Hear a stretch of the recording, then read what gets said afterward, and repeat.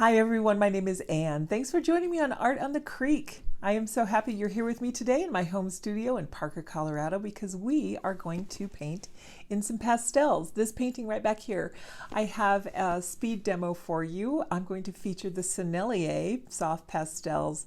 This is something I like to do occasionally whenever I get time to, and I happen to miraculously have time today, participate in the Monday Live. I will link to everything in the description because I think they're wonderful and I think you guys would maybe enjoy them too. Yves-Marie Salanson is the instructor and artist, and he is wonderful.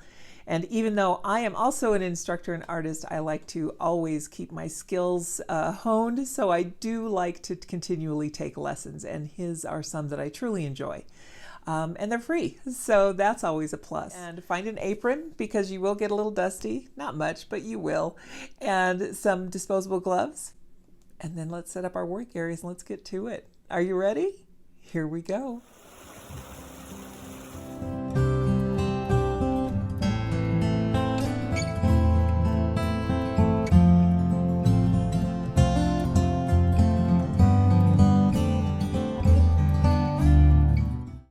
Yes, setting up your work area. I like to have everything really cleaned out of the way. The one thing that I really recommend that you have if you're going to be working with soft pastels is a clean rag. That's just a piece of a t-shirt that was no longer good, so I just cut it up. And I use it for my paintbrushes, for pastels. These are the gloves that I use. They're vinyl, and I just wear one on my right hand because it helps me feel better about using soft pastels. I'm not 100% crazy about getting all of that pigment on my fingers. I just don't really like the feel of it.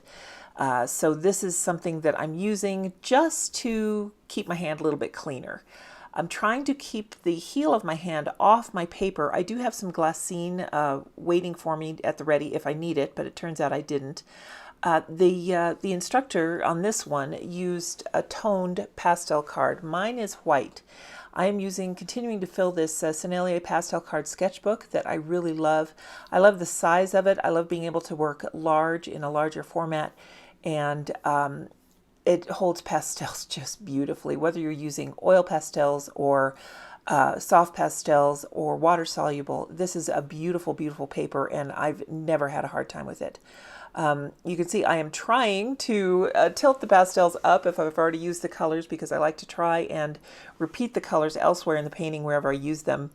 But sometimes you'll see I get a little excited and just kind of place them wherever. If you are going to use pastels, I would recommend having extra white. I tend to use an awful lot of that one, even if I'm using oil pastels. I think it's just a really good highlighter to use. And you can either use it to blend with some colors you already have down, or you can use it as the high highlight in the end. And I did both in this painting. I'm putting kind of a buff background in because the Monday Live, he had a pastel card that was tinted, like I told you. It was this kind of a Naples yellow color, and it's such a warm glowing color that I really wanted to have that so that I could be more aware of my contrasts. When you're working with pastels, it's very similar to working with watercolor or oil paints for that matter. Imagine a lot of other art media, you can work like this as well. It's kind of, and I've mentioned this before on my channel, it's kind of like bringing an out of focus image into focus. So what I'm doing is I'm just blocking in these colors at first. The vase of flowers that he had up they looked a little bit different than this. There was I think just one dark pink one in there, and the rest were kind of that yellowy peach, and there was one white. But I wanted to add a bud in the center and a couple more pinky purple flowers, and I kind of had to just go with the colors that I had. So my vase of roses is going to look slightly different. However, what I did want to do is keep it very, very loose and interpretive. And as you know, if you've watched my channel before, that is definitely the way that I love to paint. I just believe there's a lot more expression in that for me, for my style of art. I'm very much in awe of people that are very detailed painters, but I am not one of those people. So that's the kind of style of art that I do. I'm using different shades of brown and, yellow, and brown is the darkest shade of the yellow. It's kind of a burnt sienna tone.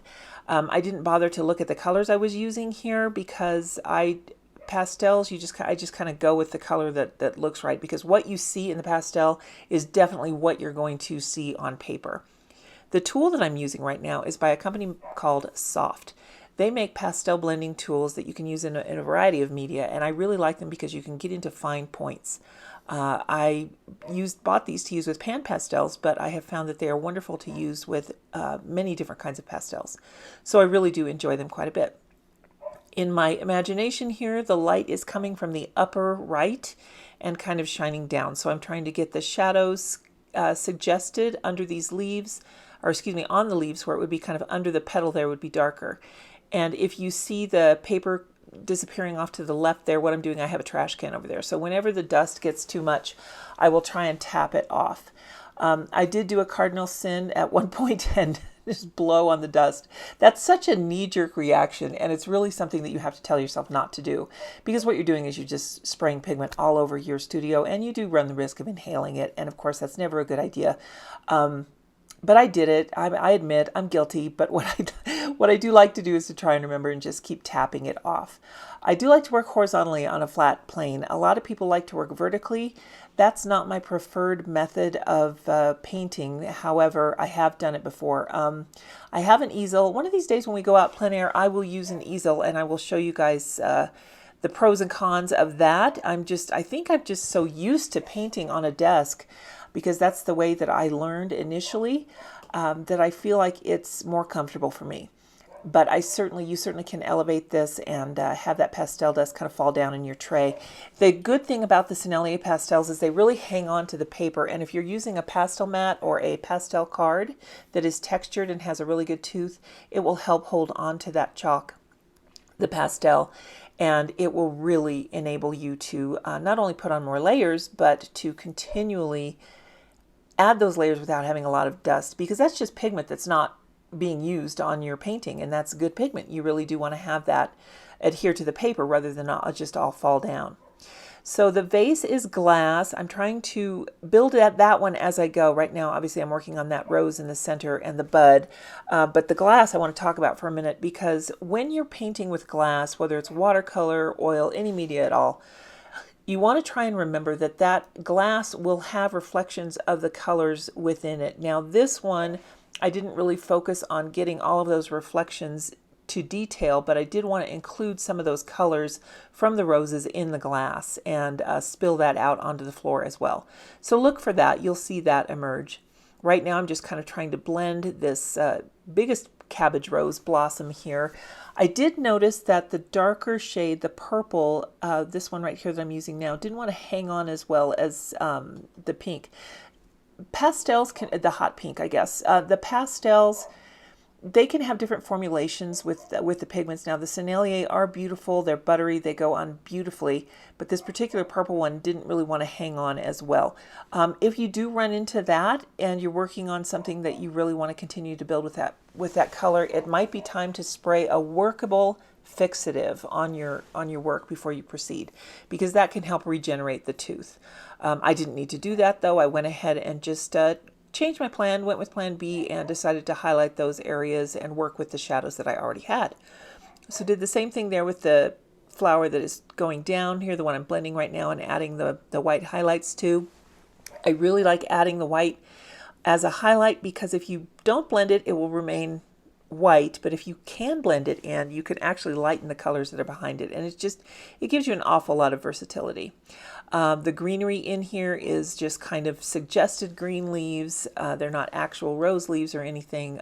Just wanted to suggest that they were in fact there, along with the stems inside the glass. So now we're going to go ahead and add some darker color around. This one is like almost a Payne's gray or an indigo. It's just a very, very dark blue. And what you can get with that is the ability to create a vignette around your painting. So the thing that I really enjoy about pastels too is that you can work at different parts of your painting at different stages at many, many different times. So if your brain tends to be scattered and you look at something and it makes you think of something else, like mine does, maybe you'll really enjoy painting in pastels. Because for me, being able to finish one rose, and the first one I did was that small yellow blossom just underneath on the left there, underneath the larger yellow rose there, the small yellow one. that's not fully open is what I want to say, I guess. That's the first one that I did, and that one helped me establish my values throughout the painting. Now I'm putting in the reflections of the glass, and I'm just doing those with white, not really paying attention to where they actually are reflected, just letting the viewer know that it is glass and there is some reflection happening there. So with that darker color, I'm picking up some shadows within the glass, and I wanted the base of the glass to stand out. So all of this is just an effort to fine-tune those values at this point. And again, using that blending tool to be able to get into those detailed areas. And also, when you're blending, it really helps you to see where you need just a little bit more shadow. So that's the other thing I like about it. As you're working with pastels, you start in by blocking in that color, and then when you go further into the detail and you get more blending done, then you can really see, well, I need to highlight that area to bring that petal out, and I'm going to need to add a mid-tone there to bring that out. And you'll notice that flower up in the top right, that white flower, I saved that one for the last because I wanted to be sure that all of the surrounding areas were really set in before I got into that white.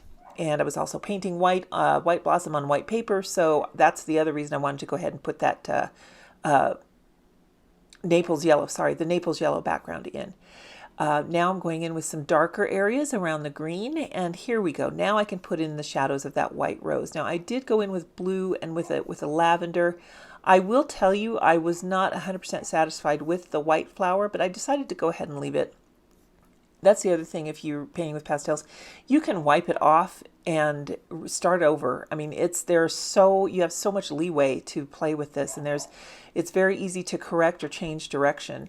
Unlike watercolor, where sometimes you really can't lift that pigment off, or paint a lighter color over a darker color. But in pastels, you really can. So what I'm doing here is trying to get those high highlights of the white in, and then I will go back in and after it's all done, I did go back in and add some more lavender for a shadow, because right now with the blue, I just thought it kind of just looked a little off. But I'm going to go in now with some of these other soft tools, and we'll blend in the dark blue that I added there to just kind of get the background really going, because at this point in the painting, I'm kind of realizing, well, I don't know what else needs to be finished. So I'm going to blend in the background so that will give me a better sense of where I need to go and what I need to highlight. So for instance, around, or what I need to shadow for that matter, around the edges where I've created this vignette, the yellow roses up against the Naples yellow background get a little bit lost. So I do want to go in and add some more color around the lighter roses to help bring them out a little bit, and that's what I'm doing right now. I'm going in with a little bit more green, some of the little colors, other colors that I've used. Here's some blue from the vase, just kind of trying to get it a little bit of soft, adding some of those colors that I've used in other places of the painting around here. And now I'm going in with that darkest shadow to just add more, to accentuate rather, more of the highlights in the roses and more of the details in the flower. I'm almost using negative painting with this sponge, especially up around that white flower, to make sure that all of the details and clefts in those petals get to have their day in the sun, their little part in the spotlight. And now here's where I'm working on that light spilling through the vase on out to where it's sitting. So just kind of re-accentuating some of those lighter areas, and then we'll go ahead and blend those in so that light can just spill out, shine through and spill out. And you'll see I do have some pink lines in the vase as well. And now finally we'll add the darkest shadows into the vase, and I think for this I used a dark greenish gray. And I have found that my hand cannot really do a vertical straight line. I do much better if I turn the paper sideways, and I'll do that here in just a minute. But you'll notice that when I go back and forth, oh, here's some of that lavender going in for the shadow up on that flower up there. When I go in back and forth with creating something very light for a highlight and then going in with something dark, you'll notice that I'll often retweak readjust that high highlight of white, because once you add an adjacent color or an adjacent texture, you may need to go back and readjust, just like you do in watercolor. So in a lot of ways, they're very similar. In fact, pastels are also extremely portable. If you have a good way to transport them, they're wonderful to use out in the open en plein air, because you just sketch and draw, and your painting is done. You don't have to worry about bringing water. The atmosphere can be beautifully captured in pastels because often you will have a multitude of pigments to work from, and you'll be able to capture whatever it is you're looking at very, very easily. Well, if you heard a dog barking earlier, I apologize. That is the neighbors. The dog is out. It's actually 2 houses down. The dog is out barking at my next door neighbors who are having some contract work done on their house. So I'm sorry if there's been some noise. I've closed the window, so hopefully that will alleviate that problem. It's just such a beautiful day. I want to have that fresh air coming in. So now I'm using that very dark green gray, and I'll go ahead and sign it with that. And I'm also going to use that to create those final shadows in the glass. And of course, when I think I'm done, I'm not done. I'll go back and make some more tweaks on it here, and you'll be able to see those in this final photo. Now, if you look at that white rose up in the right, you'll see where I added a little bit. I'm still not sure it's done, but you know, we'll just keep thinking about it before I frame it. I have sprayed it with a fixative, but it's a workable fixative, so if I need to tweak it, I can. Thank you so much for tuning in, you guys. If you work with pastels, I hope you enjoyed this, and if you haven't tried them yet, I hope that it inspired you maybe to give them a go. We'll see you next time, everyone. Take care. Bye now.